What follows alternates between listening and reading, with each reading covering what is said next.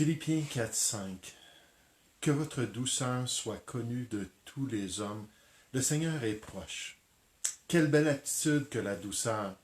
Quelle belle vertu dans la vie du chrétien.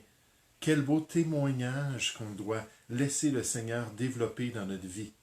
Nécessairement dans le passage, ça nous dit le souhait de Dieu pour le chrétien, que votre douceur soit connue de tous les hommes.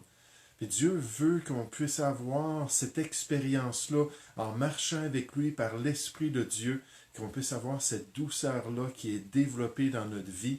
On nous dit dans Tite chapitre 3 que notre douceur doit s'étendre à tous les hommes. Qu'on puisse avoir ce témoignage-là universel de la vie d'un chrétien qui considère les autres, qui a une belle attitude, qui a un beau comportement envers les chrétiens. Dans Timothée chapitre 3, on nous dit que le pasteur, en tant que dirigeant, en tant qu'exemple dans l'Église de Jésus-Christ, doit avoir cette douceur-là, doit avoir cette disposition-là.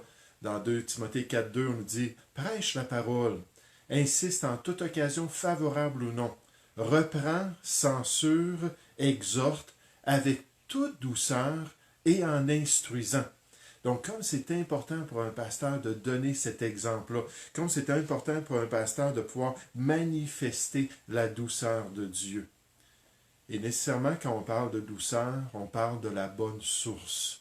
Dans Jacques chapitre 3, alors qu'on compare l'œuvre de Dieu dans la vie du chrétien à l'œuvre qui est charnelle, diabolique et même mondaine ou terrestre, ce zèle amer, cet esprit de dispute-là, qui est destructeur et qui produit toutes sortes de troubles dans l'œuvre de Dieu, on nous dit que ce qui vient d'en haut, ce qui vient de l'œuvre de Dieu dans la vie du chrétien, c'est la douceur, cet esprit conciliant, cet esprit qui construit des ponts, cet esprit de sincérité qui désire vraiment et détruire la duplicité puis l'hypocrisie, puis avoir des relations sincères avec le peuple de Dieu et même avec tous les hommes.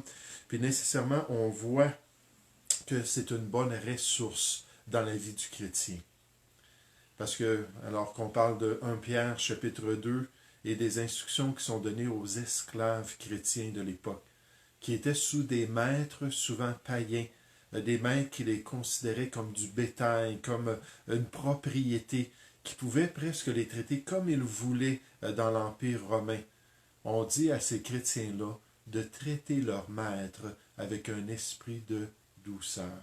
Et c'est l'Esprit de Dieu qui nous donne cette victoire. C'est l'Esprit de Dieu qui produit ce fruit-là dans notre vie. C'est l'Esprit de Dieu qui nous amène à un relâchement personnel, à cesser de lutter, à cesser de combattre, à cesser de s'irriter, à cesser de résister à l'œuvre de Dieu, puis à manifester une douceur dans sa vie chrétienne.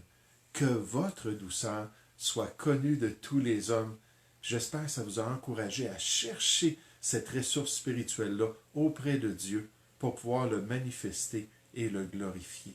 Que le Seigneur vous encourage dans ses voies. Amen.